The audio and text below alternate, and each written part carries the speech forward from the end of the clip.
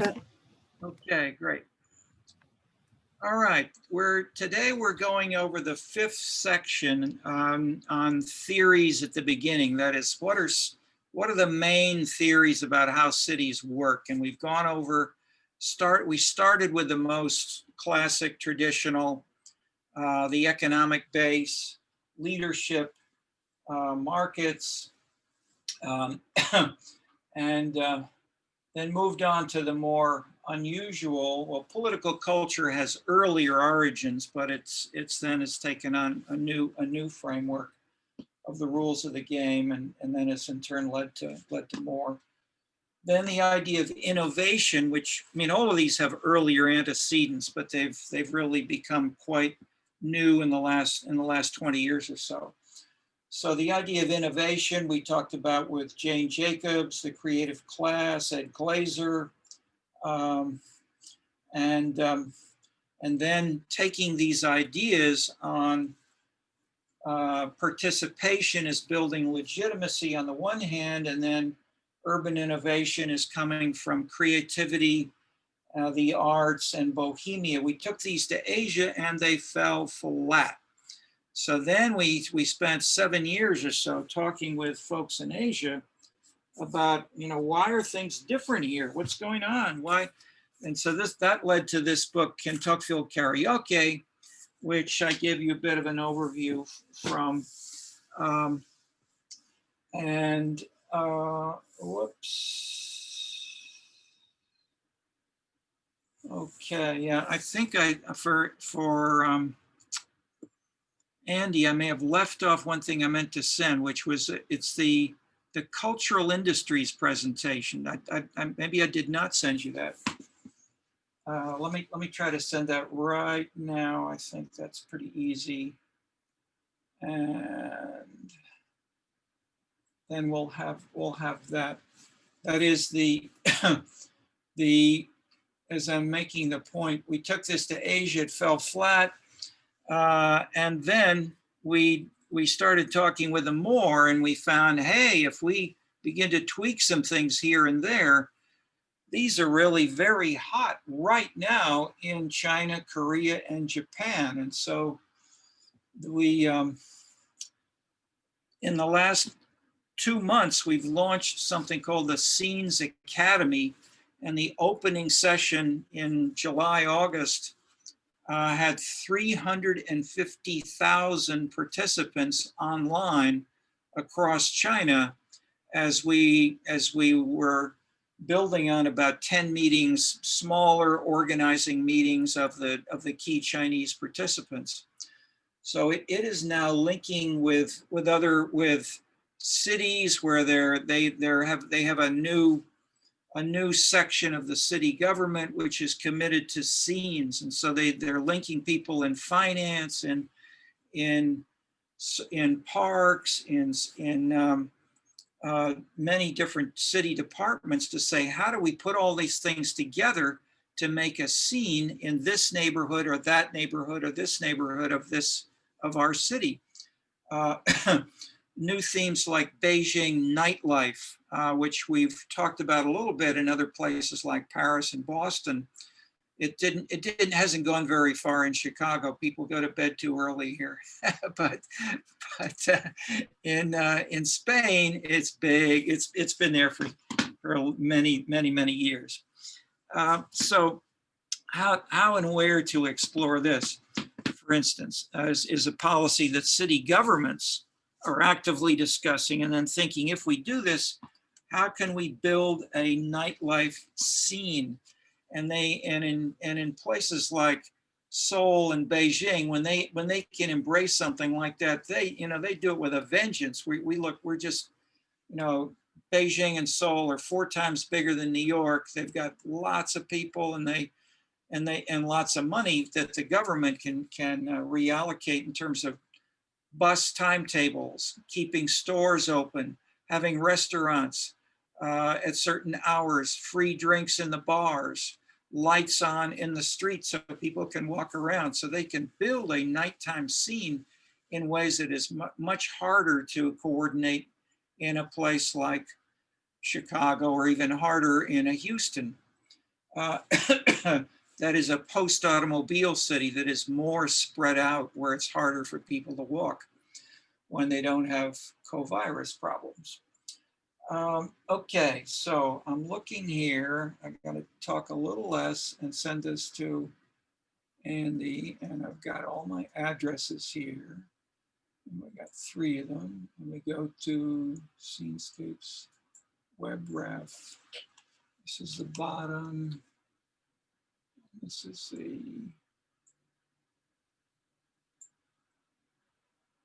cultural industries. Okay. This is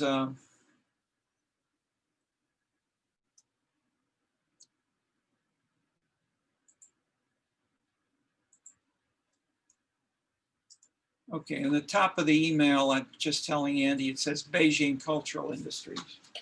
Okay. Why don't we do that not first, but let's start with Chicago. What's going on in Chicago in terms of these bigger theories, and how do they relate to what we see most recently with the urban disturbances, with COVID?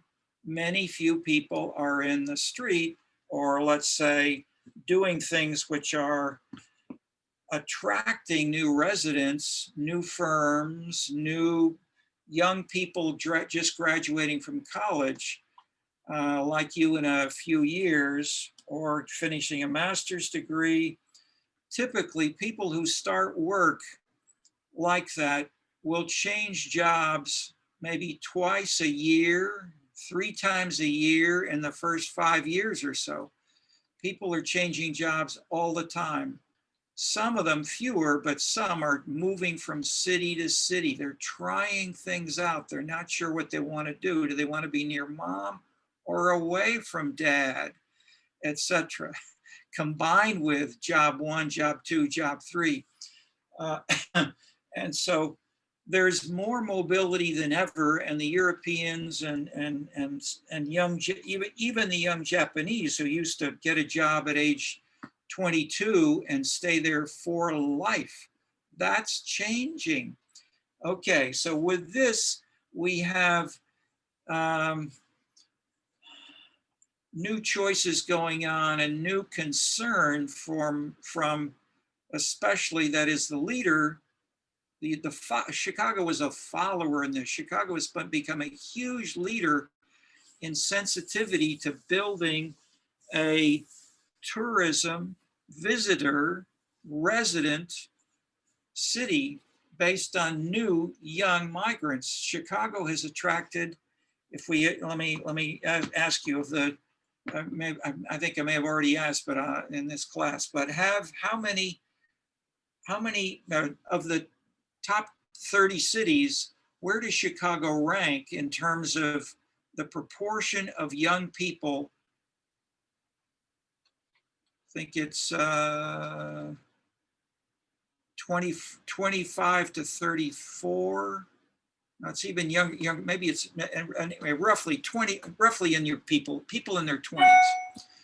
The proportion of people in their 20s over the total, and compared to the past and to the suburbs. That is Chicago, and if we take not the whole central city legally, but the downtown area of roughly 4 miles, so we can compare 4 miles in Austin, Texas, Berkeley, Seattle, Silicon Valley, New York, Chicago, LA. How does Chicago compare to those other places in terms of the growth in this people in their 20s? Is Chicago number 1? Yes, Chicago is number 1. There we go. And so they're maybe not even all Irish, but the Irish, especially Mayor Daley, listened to what other cities were doing and really built up. And so that a big theme is Chicago has become one of the most arts-driven, successful cities at attracting young, creative people in the entire United States. And Chicago was not doing that. I was on a talk show maybe 30 years ago called Is Chicago Dying? And people were saying, seriously, the downtown is is disastrous. We're having problems. It was a little bit like what people have talked about in the White House in the last 3 to 6 months when they talk about Chicago. We've gotten a lot of bad rep, and the National Guard has come in, etc. So these are volatile kinds of issues for sure, but the general point is that since Jane Byrne, when it began, it was called then Chicago Fest.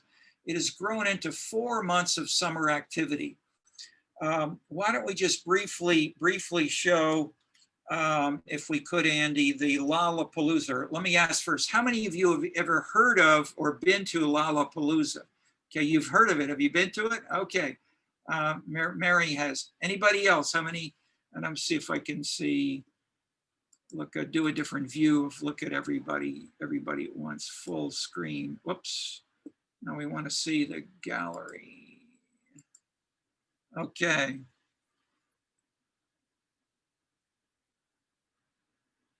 So, well, I've been downtown when it happens, but I try to avoid downtown when it happens. Okay, fair enough. Well, let's why don't we give a little blast of what may be happening downtown and I'll ask you, is this the attraction of all of those people from 20 to 30, roughly 20 to 34? Want to show one short view of this, Andy? Lollapalooza. Yeah, one moment. This is one of the very biggest, it may have an ad so you can show it for yourself and get through the ad. This is one of the biggest events of festivals, outdoor activities, which have been present in Europe for decades, but they've taken off in the US and Canada and in the last maybe 10 years. Chicago started more than 10 years ago, but it's just gotten bigger and bigger. And this is the biggest single, roughly a week, called Lollapalooza. And people come in from all over the world, but especially from the region. But they may come for a week. The biggest numbers come for 1 week, but others are here for summer jobs. And then after working for the summer and going to some of these events, they'll say, hey, I think I want to get a permanent job here after college. And that seems to be a major driver. But let's just, is it ready to play? Yep. Okay, let's glance at it. And maybe make the volume, can you make the volume higher?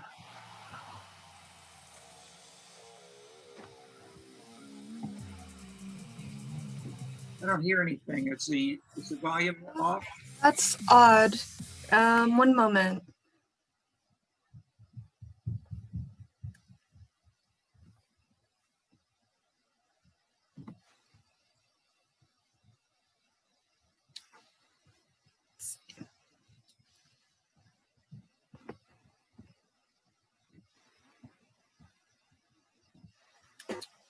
Let me try again. Yeah, if it doesn't work, let's just look at it without the sound. You get the flavor. There's loud music in the background and lots of crowds cheering.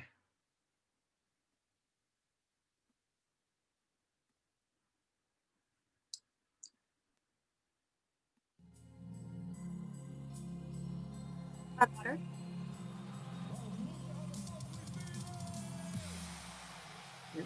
It's on, but it's low. Can you just raise the volume?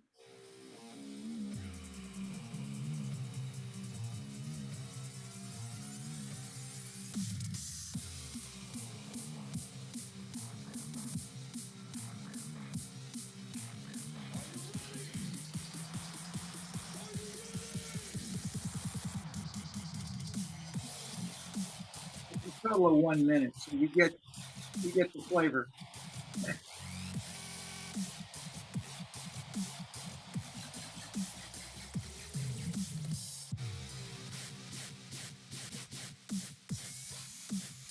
And you see why it was canceled this year.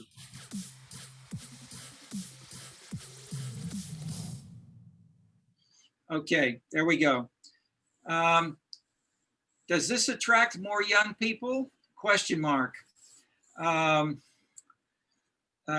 Many are arguing, if not uniquely this, more generally, how much are the arts really playing an active causal role? That's the harder question which we're moving toward.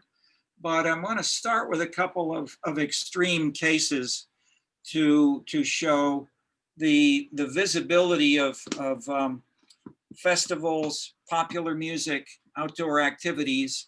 And I held up before a week or so ago the book by Eleonora Pozzotti on city branding, where she studied 3 friendly cities, Naples, Bogota, and Chicago, all with gangsters, crime, murders, Al Capone kinds of traditions, the mafia, etc. But they've all drastically changed with mayors who really wanted to make things different.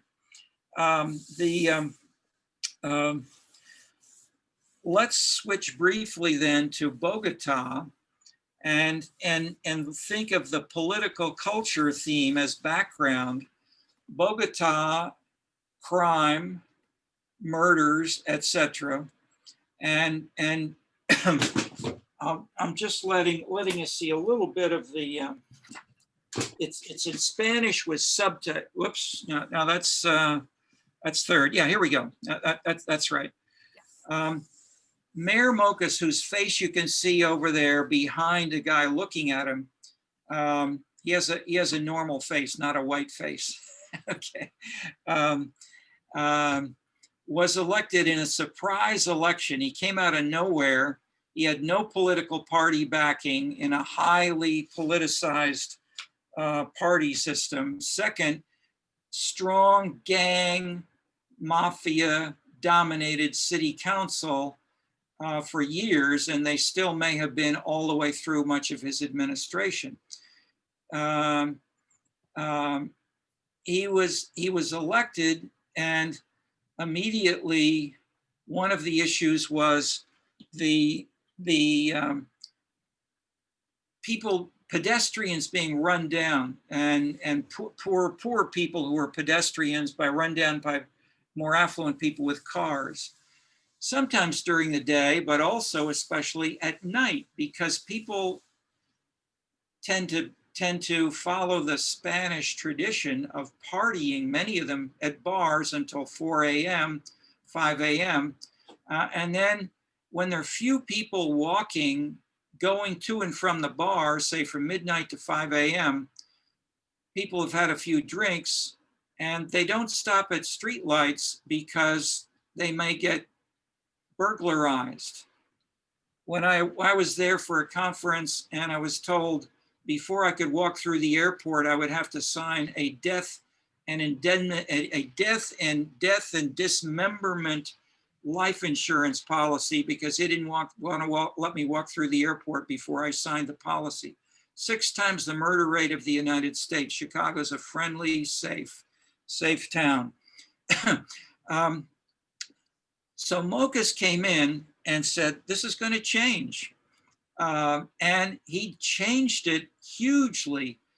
There were 3,500 traffic police known for taking bribes, threaten you with a ticket, how about a $200 ticket? And people then would pass over cash to the traffic officer. And he would say, well, okay, maybe not giving you a ticket after all, etc. So when he came in, his chief of staff talked to the police, the traffic department, and you'll see the chief of staff in a minute talking. She is talking with them and see what happened to them. But then this is a new set of people. These were people who some of them were supposed to go to jail. Some of them were laid off police who went to work at a more modest wage as mimes but these became the new traffic police people. Take a look at them and then we'll get a little bit of the flavor of the context and ask, could we do this in Indianapolis, Des Moines? Let's look at Bogota. La prensa se reía de Altanes. Okay. De estos largos y oscuros túneles ubicados bajo el centro de Bogotá, se preparan 20 jóvenes que pretenden enseñarles a los habitantes de la ciudad cómo vivir civilizadamente en una capital. Es a través del arte, ¿sí? A través de nuestra postura de la estética y de la ética, vamos a poner en servicio nuestro trabajo para dar educación ciudadana.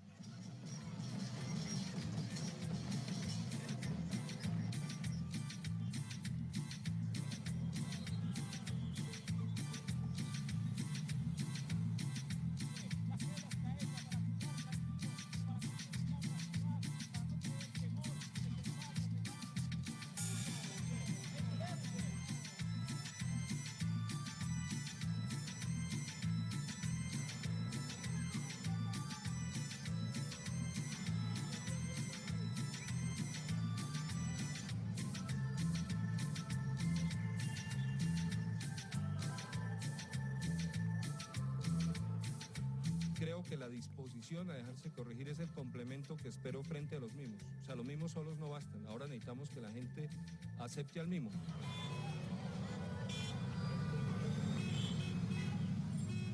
Y es sumamente interesante ver cómo poco a poco, va calando la idea, porque es una idea que no se basa exclusivamente en el show. Personas que hasta el día anterior no lo respetaban y no los atemorizaba la fuerza de la autoridad, la multa, empezaron a cumplir eso.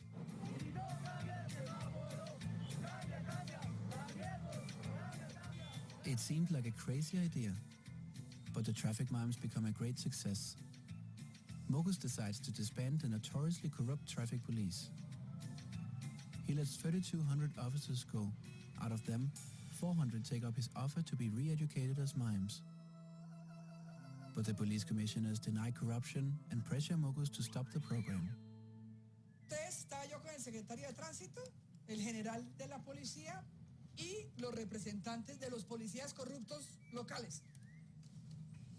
Y yo le dije al hombre, mira, yo saldría a los medios y diría lo que usted me está pidiendo que diga, siempre y cuando usted crea lo que me está diciendo. Entonces, para yo creerle a usted lo que usted me está diciendo, usted me va a repetir lo que usted quiere que yo diga mirándome a los ojos. El tipo me dijo, ¿qué? Le dije yo, que me diga qué es lo que yo tengo que decir mirándome a los ojos. Y cada vez que el hombre llegaba a decir que no eran corruptos, el hombre me bajaba la mirada. Le dije yo, primera vez, no fue capaz. Vuelva a ver si es capaz de decirme. Segunda vez, no. Tercera vez le dije yo, se acabó la reunión. Por su corrupción se acabó este negocio. Se pueden ir para sus casas y nos vemos en los tribunales. Okay, we can stop there. So, but you see, basically, we'll meet in court because they fired the entire traffic police department and they replaced them with mimes. And the mimes did the job, and many of them were low paid because they were doing things like voluntary service or working off traffic fines, or they were arrested for something else. They were people who were on probation from jail, or they're just young people having fun, as well as some professional mimes. But most of them it just had a little bit of training, but they learned how to do this kind of stuff. Anyway, wild idea. People laughed, as you heard, within his own administration, but it was one of dozens of things which he did, which were dramatically breaking the rules and using the arts to engage emotion and a sense of dramatic innovation, which can change the city away from drugs, gangsters, crime, murder, and so forth. They measured regularly citizens' views of how safe it was or how legitimate the government was. And the sense of legitimacy, the sense of trust went up enormously compared to what it was in the past. And Mokus is a folk hero. He ran for president. I think he got roughly 40% support in the polls soon before the election, but he was not elected president. He and his successor Peñalosa, both mayors, did similar kinds of things. They've been teaching at Oxford, Harvard, NYU, and presenting some of this stuff for cities around the world. And so we are an example of it spreading further. Okay. If this is some of the background of where and how the arts can actually be used seriously as of major drivers of urban policy, and in the case of both these cities, the third being Naples, drastically transforming the image of the city, bringing new people who have come to live here, and who are changing the city in turn. Where and how is this happening, and why? That's the bigger question which we ask. And then why and how do some of these things work in the US or Western Europe, but not in Asia? Let's take a look at that with the cultural industries presentation on China. Then we'll come back to the PowerPoint if we can, Andy. This was a couple of weeks after the beginning of the Academy meeting. And this was about a month ago. There were 28,000 people attended this online. No, 280,000. 教授 Terry Clark 教授发言。Clark 教授的发言题目是场景与中国文化产业。大家掌声欢迎。It is a pleasure to participate with you in this conference on cultural industries. The following points are 9. I will go through them and include Chinese and some comparative international examples. Number 1 is that there's a global change away from production in favor of consumption in our entire economies. Similarly, there's an increase in the salience of culture in the ways that it interpenetrates with consumption and joining consumption and production more directly instead of having production be seen more as a separate process as in the past. This is happening globally, but it's faster, more visible, more recent in China. Second, the rise of individual citizens flow from this as well, as the citizen is a critical component of consumption in ways that the citizen is not to the same degree as part of the production processes. Nevertheless, much of our experience around the world, especially the censuses, the data collection, the business thinking, the accounting, is production-oriented and minimally pays attention to consumption. This needs to change as we have increasing dynamics of consumption for entertainment, for purchasing, for ordering food, vacationing, school classes, and more, heightened by the COVID virus problems. It's necessary to add many new variables and processes to understand consumption, like taste, and how taste is partially related to subgroups by age, income, education, and occupation, but partially independent of those.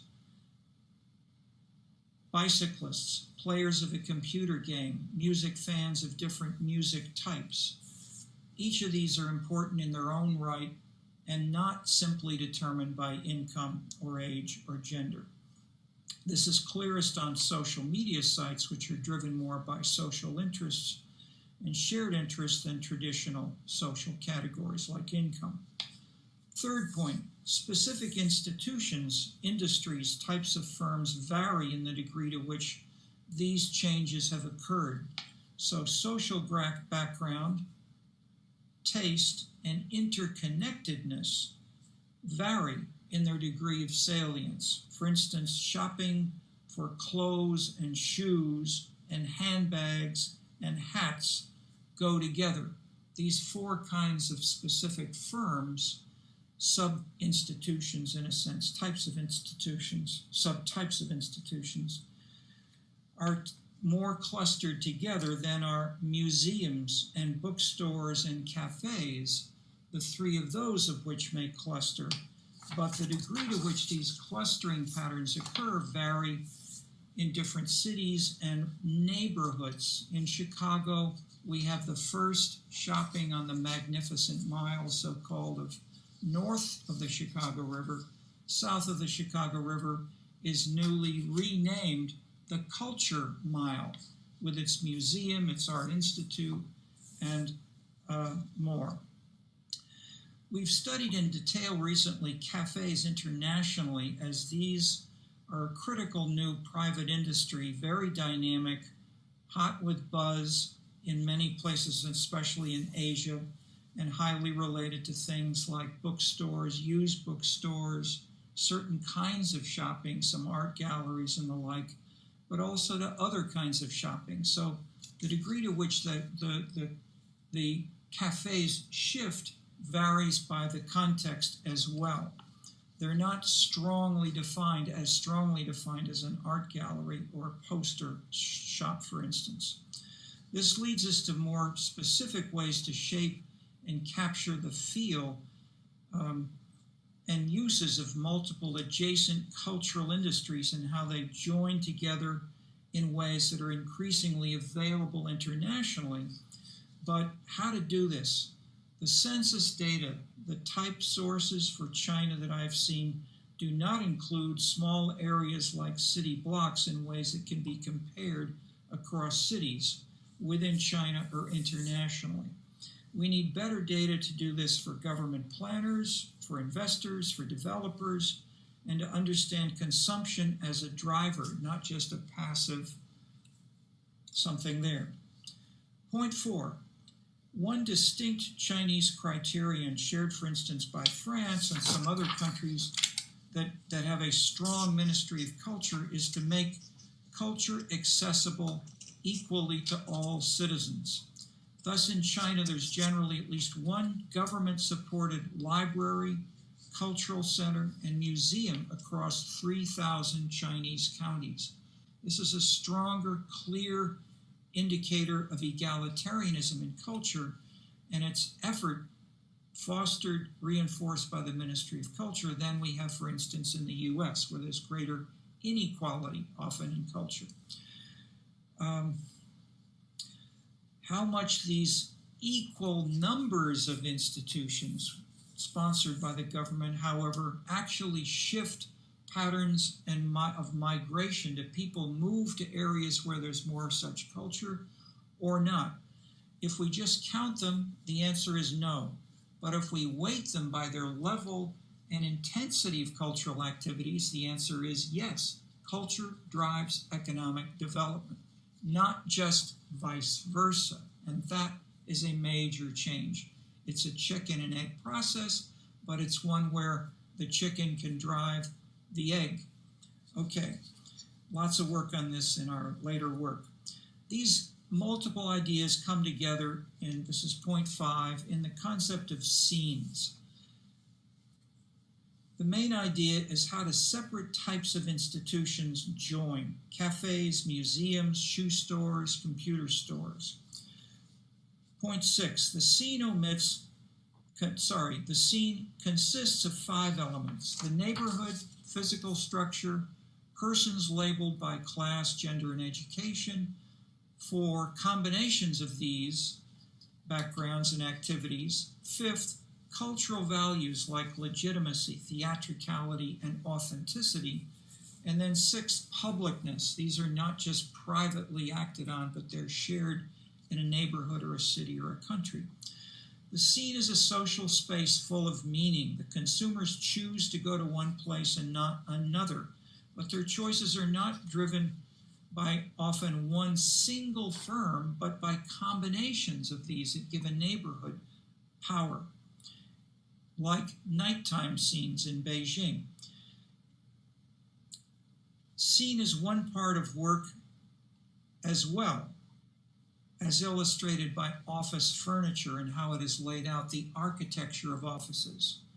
But other scenes also define and promote the production and joint with production, the consumption in terms of other values and lifestyle dimensions. We've stressed 15 dimensions as globally important, shown in the PowerPoint. These 15 dimensions classify general patterns that differ across neighborhoods, such as localism and neighborliness, as 2 of the 15, versus self-expression, glamour, or transgression, other dimensions, in conflict often with the localism. Sometimes firms cluster coherently and tightly in terms of shared activities, meaningfully, other times much less. We can measure these and have done so. Zoning or a planned project can change these patterns. Big differences across neighborhoods and cities and how these dynamics work can usefully be identified if we want to understand better how these dynamics work in post-industrial cities and neighborhoods. It's at the same time that another neighborhood in the same city like Beijing or Chicago may be a manufacturing traditional neighborhood, the roots of which go back 100 or 1,000 years.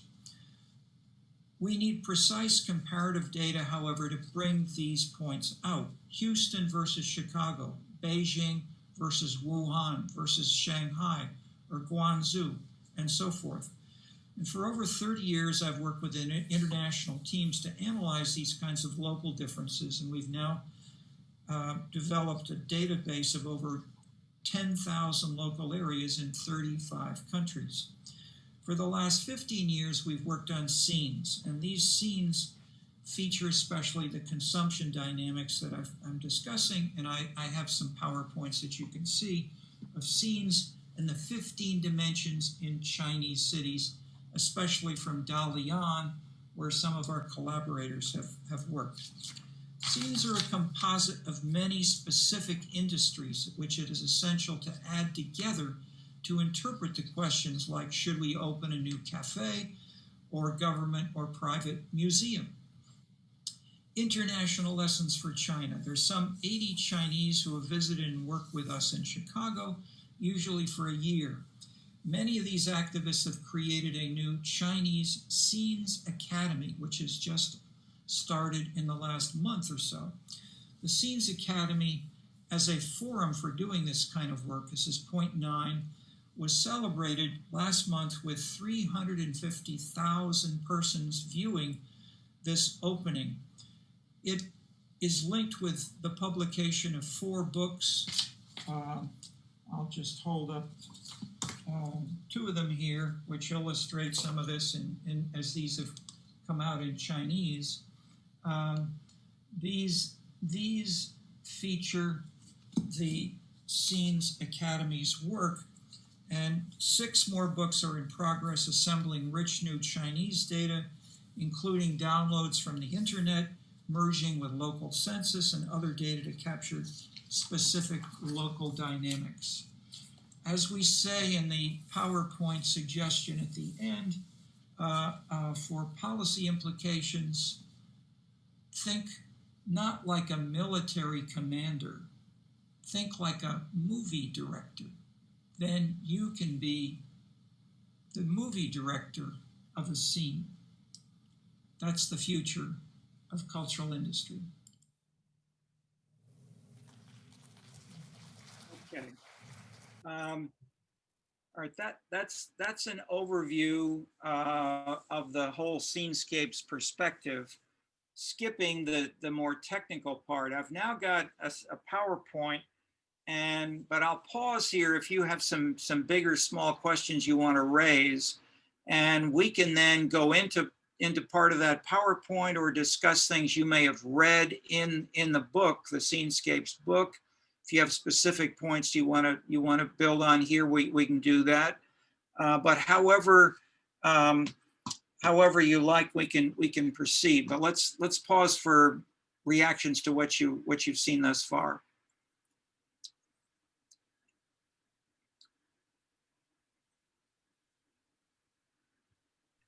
I'm curious how many cities that you and your team have really analyzed with a lot of depth. How many different cities have you all looked at? Yeah, depth is relative. I would say the ones which we've gone into the most detail have been, say, Chicago and Toronto for me and Dan Silver. I've been here most of my adult life in the same housing complex right in Bronzeville, where I've been active with a series of aldermen for decades. Right now with the new Michael Reese area project, where we're in the middle. So the two things I've been writing for the last 6 months have been stuff with the Chinese Scenes Academy and a report which I've co-authored with the former chairman of the board and president of Mike Reese Hospital, as well as two ministers in churches here, a big one and a small sort of street front church. Two African-American women. One was that is everybody's African-American except me and the Michael Reese guy.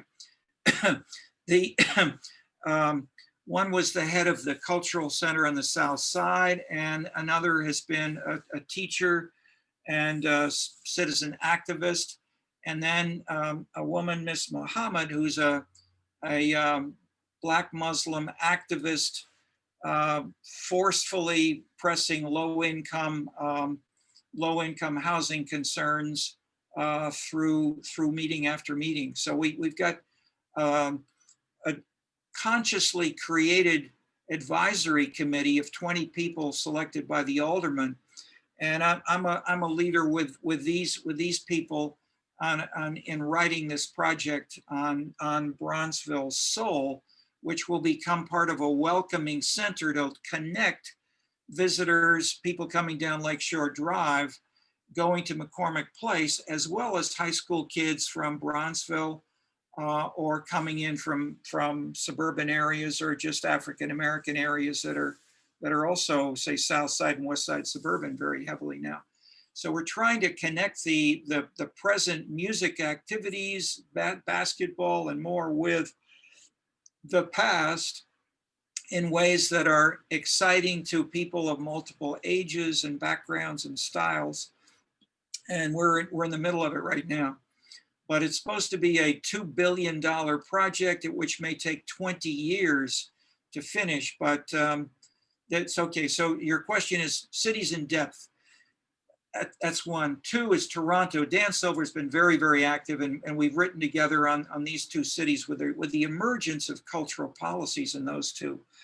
The three cities that we've been consultants with are Chicago, Paris, and Seoul. I mentioned briefly with Steve Sawyer, we responded to an RFP and then developed a French team.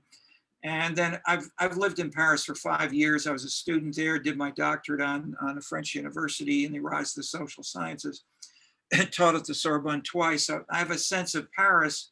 Plus, we had a 3-year consulting project on scenes where we've made we've learned. That is the exciting thing, is you keep learning each time you do a new project. We didn't pursue the money. We didn't ask them for money. We saw the RFP. But we saw that as an entree to get some terrific data access, and then to compare the most studied city for culture in the world, and where the government has used culture for hundreds of years from Versailles onward. Seoul is like Chicago. It's brand new. It does not have this kind of cultural tradition, but it's got probably more than Chicago. It's 4 times as big, and so. Seoul, we worked with a team, including Wono Jang, who's a professor there now. He's president of the Korean Sociological Association, and he had a Korean team. And then we worked actively with them and published two books, one in Korean, one in English, comparing Chicago, Seoul, and Tokyo. So I'd say those are the cities where we've been most actively recently on scenes. I should qualify, there are also books, especially on Seville. So our Spanish activists are very actively and working on bullfights, and that is, what's the economic foundation of Seville? Bullfighting, number one. That is, you think of that as entertainment or whatever, but it's the base of the whole city's economy. And Andalusia has tourism in ways that this is much bigger stuff than in anywhere, practically anywhere in the U.S. So the French, the Spanish, Marta Klokotko has worked on these issues since her PhD for about 10 years now. And she studied some small Polish villages which had major, collapse of big old industries, and how they have used the arts in ways that have brought in new kinds of firms, new kinds of civic activities, new kinds of political discussions around bookstores and cafes, in ways which she's written up in multiple interesting things. So those are the cities where we've been most active on scenes.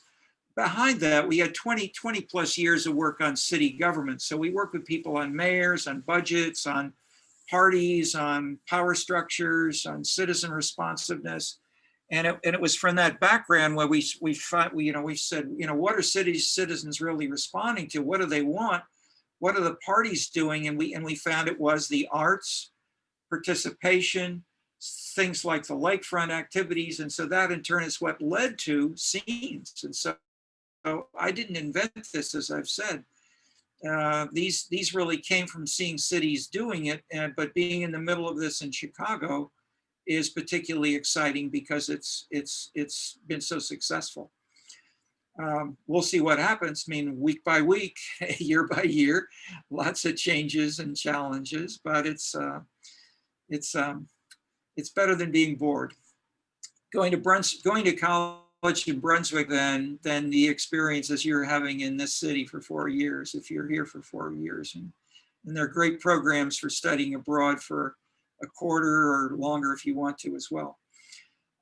Okay, good question. Any follow-up about any of that or something behind that? That is, implicitly what I'm also saying is we are always trying to join case studies, comparisons of where and why is this case representative or not, and then learning from these in ways that can have policy impact. And then we learn by discussing and evaluating the policies that work or fail to try to make them work better.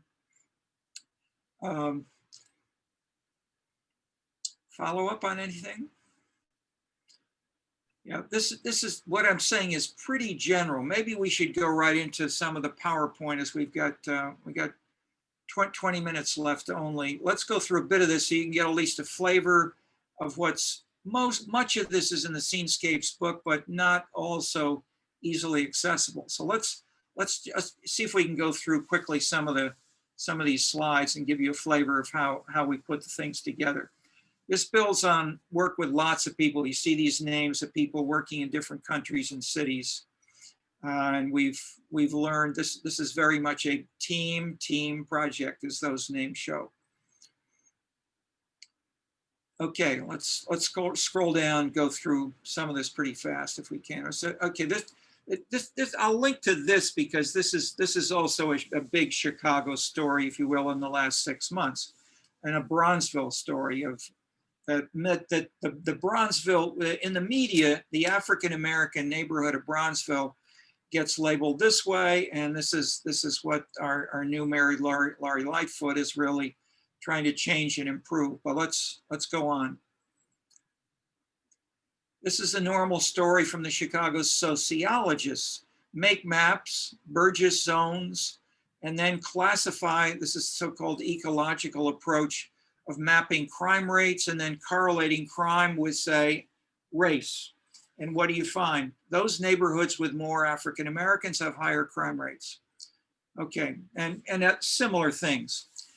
Beyond the normal, if we change the geographic scale, how much are race, class, and gender more or less deterministic? One answer is to go to the smaller geographic units, in which case we find the highest crime concentrations are immediately by the L stops, and they have all-night liquor stores. But just a few blocks away, where I live, right on King Drive, the crime rate is the same as in Lincoln Park. That shocked me when I saw that. So okay, let's push on. So these are the maps that these are crime rates. This is new data that was released around, and I think it was after, it was maybe 2005. The police department showed, going back to 2001. Look at this first, and you see what's the concentration of crime right at the L stops going down this L. The L stops have the crime when people get off of this, and this is surrounding, of course, Hyde Park. Hyde Park is right. University of Chicago is right in the middle of that. So the Hyde Park, if you look at all of Hyde Park, it looks dangerous. If you look more narrowly and specifically, it's at the L stops. So don't go in the L stops. But the police knew this, and they said, hey, let's pay attention to those L stops, and let's look at the next one with a different date. 2010. Most of those L stops became much, much safer. So I went biking down frequently to the last one here. This is forgotten what the street is, but it's King Drive. It's my street. So I just rode my bike down King Drive right to here, and I stayed there for many days, nights, different times of day, took photographs and some videos. The big thing which has changed is that there still are police cars that go through there about every 15 minutes. But there's still people who are somehow generating crimes, but I didn't catch them on my video. So I didn't see anything happening that looked very bad, even though it looks terrible here. So ride around on your bike. And so you may say, oh, how can you dare to have the courage to ride down there? I've been riding in the same place for 10 years before. I just had no idea it was that dangerous. Okay, so let's push onward. New political culture. We've talked a bit about this, so let's push on. This is a big background for scenes, of course. This is the arts. Okay, this is critical. How much are people participating in the arts? Most people in the U.S. government, even in dealing with the arts, don't realize how much there's a dramatic increase in arts participation, because they use different measures. If you only ask about museums, say for the Chicago museums, or like the Art Institute alone, or the symphony, you don't see this. But if you add Lollapalooza, you add the popular music, then you get a totally different story. And so if you ask citizens, how much do you participate in some kind of arts activity? We are dramatically increasing arts activities in the US, doubling in some 20 years. Okay, next. Same thing with more countries, that this is not just the US. The Netherlands is way above the US. Sweden is close, Denmark, also Korea. On push on down. Next. Total employees, you saw this from the Chinese presentation. This says this is not a cyclical development. This is a sectoral change. Theaster Gates, there are lots of linkages to these on the new syllabus we sent out. I'll let you look at that for reasons of time. Next, this is one of the first houses he bought, and then he renovated it with his own hands. Next.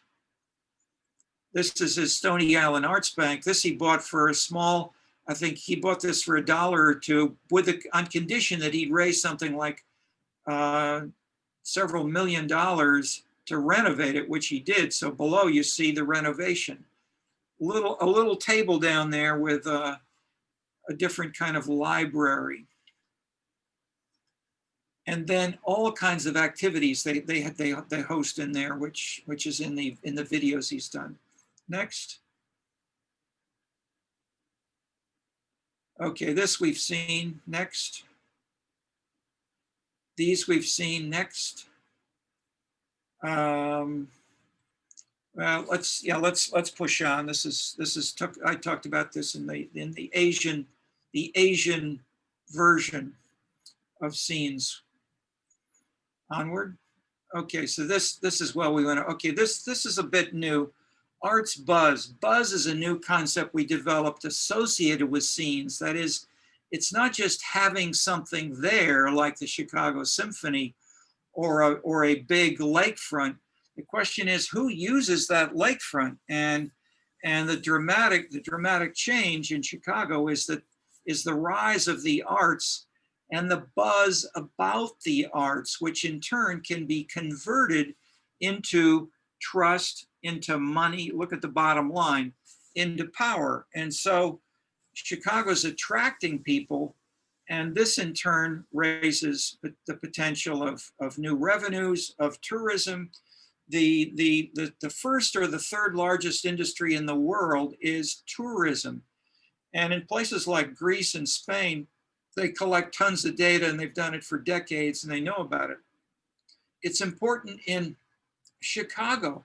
Well, we don't collect any data, so we don't know, we don't sit seriously. The census is the main source.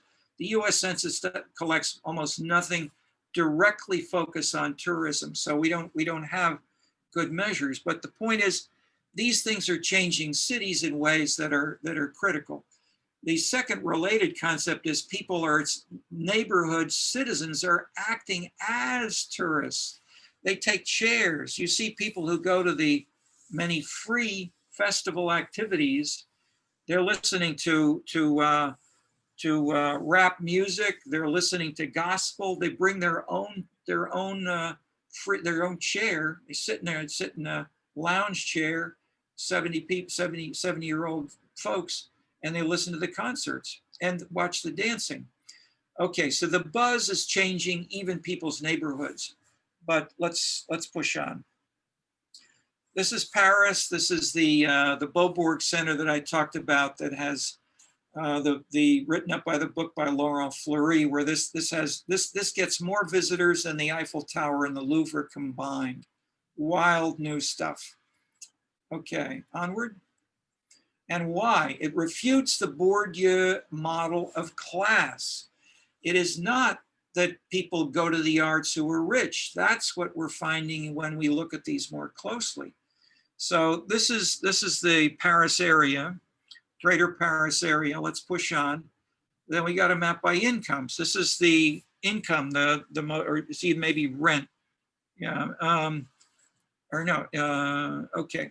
Push on. How strong is income? We start to look at some maps. We got lots of maps in our Paris report. So if we look at all of the individual amenities summed into a single index, they're more in the center of downtown Paris than they are in the more affluent left side over there, which is the 16th arrondissement, and then suburbs going just to the left. Push further. Let's go on.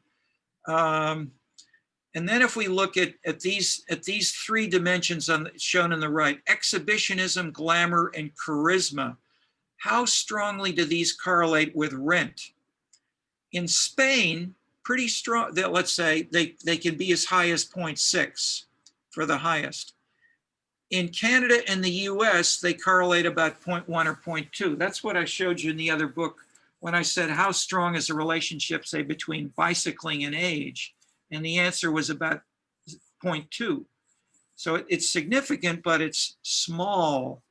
In Spain, it's different. In Korea, this charisma is negative. So we've got very different kinds of patterns in different cities around the world, which makes these things fascinating. So across neighborhoods and then internationally. So in that sense, Spain, at least if we generalize, maybe overgeneralize, looks more like Louis XIV conspicuous consumption, closer to Bourdieu's argument, but Paris, many parts of Paris, parts of Chicago don't fit. Let's push on. Okay, these are, this is the same thing just with the numerical data. Other seems, so egalitarianism is the strongest.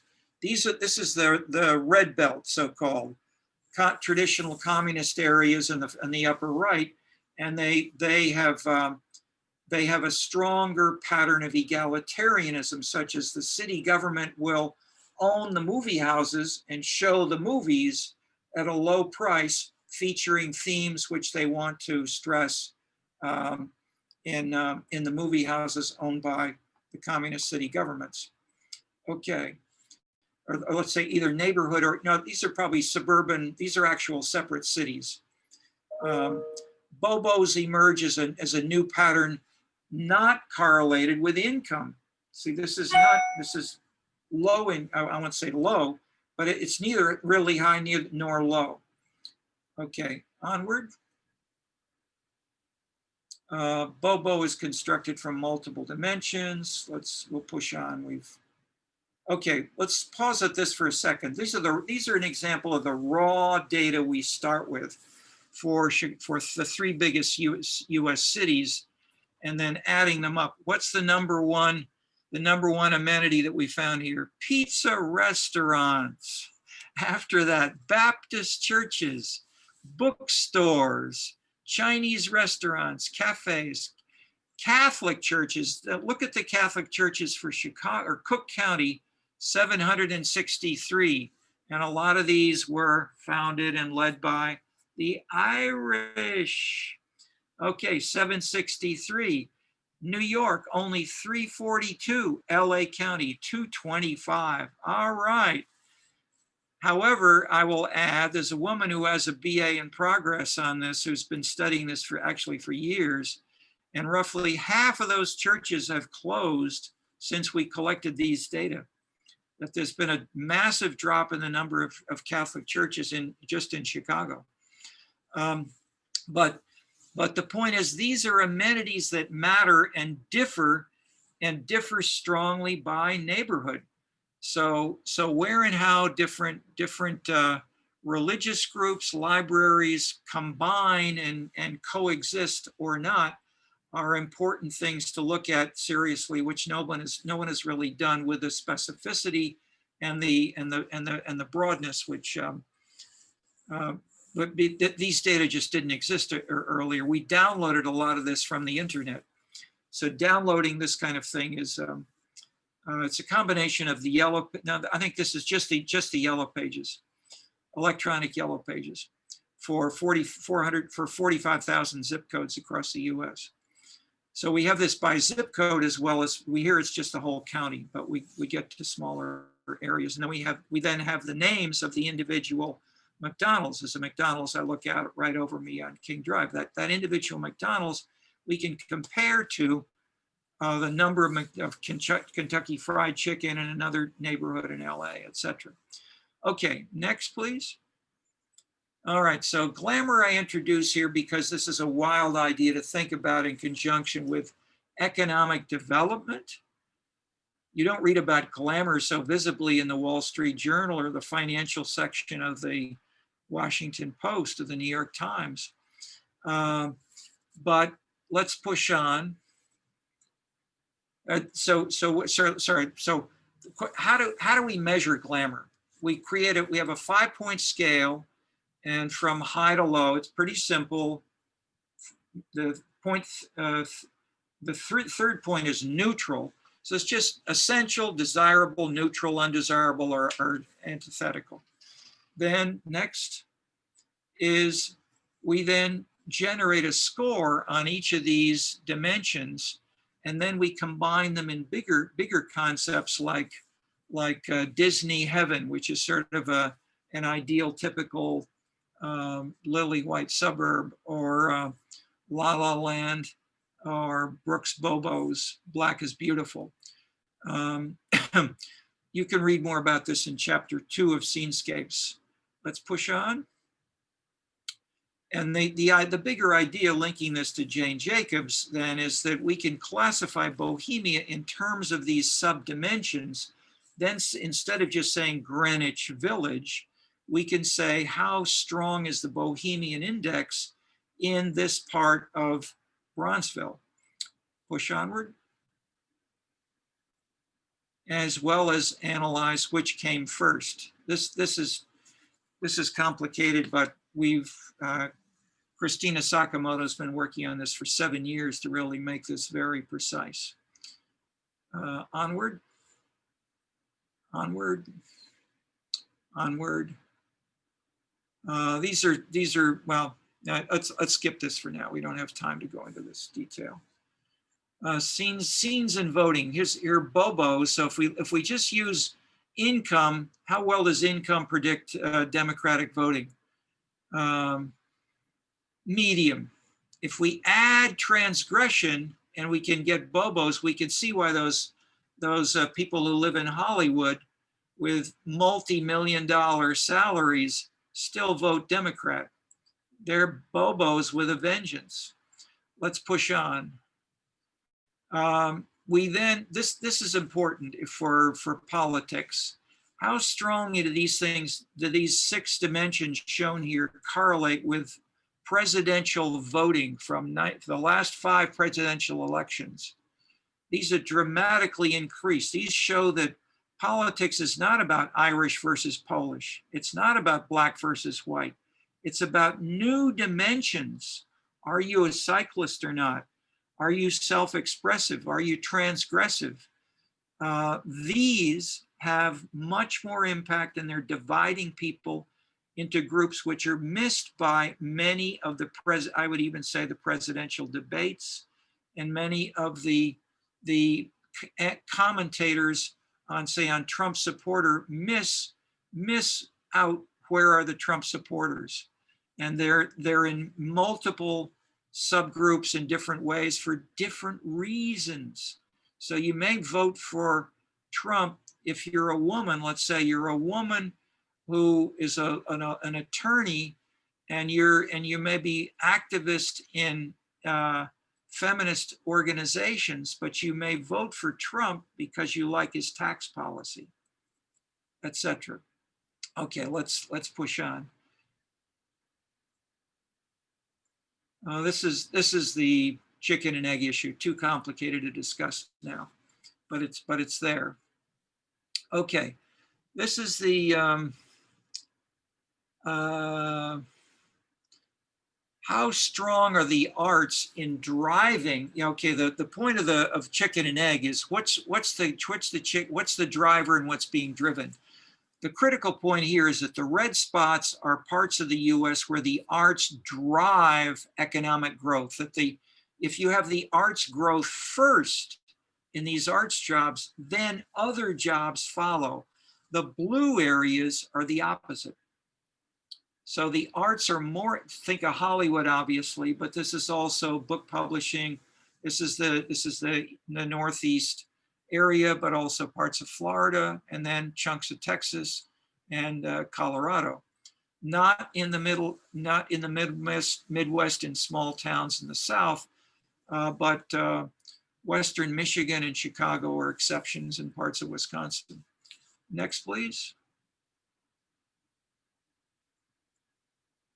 Okay, so glamour drives job growth. This is what I mentioned earlier. This was amazing to me. We did this to say what explains job growth from 1998 to 2001 across all these zip codes. Number one, arts jobs, the most important variable. Education, insignificant, crime, cost of living, county population size. So we try to include the standard things, but then say, how as important is the arts? Is Chicago doing the right thing by stressing and putting money into the arts? The answer seems to be absolutely yes. Maybe let's stop there. We got time for two questions or 2 comments on any of this from any of you. I was curious. You showed the decline in Catholic churches in Cook County. Was that trend not seen in any other city? Good question. I don't know. We have not repeated the data collection to answer that. So I knew this really from an intensive BA. The woman's breast be in her mid 40s, And so she's been doing, she's been interested in the church for decades. So so even though she's just a BA, she knows a lot more than I do about the Catholic Church. So she came up with these numbers, and so I'm building on that as I often do. I learn from the students. So do an MA on it, BA, and help us figure it out. But the Catholic Church is obviously worried and thinking about this as well. It's an important policy to close half the churches in Chicago, for sure. Another simple question.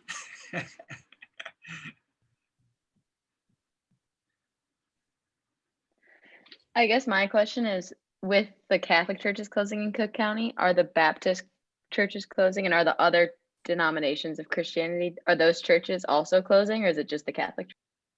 No, I mean, you're asking the right or a major question. That if we read the Andrew Greeley novels, the Irish Catholics have been very economically and socially and politically successful, and they're moving out of Bridgeport. So Bridgeport, which was the center of the Irish political machine, now has lots of African Americans, Italians, Greeks, green students, Mexicans, Asians, and so forth. And it actually has a Bohemian score, which is not zero. It went way up. So the bastions of the traditional Irish have become more open and more diversified in that sense.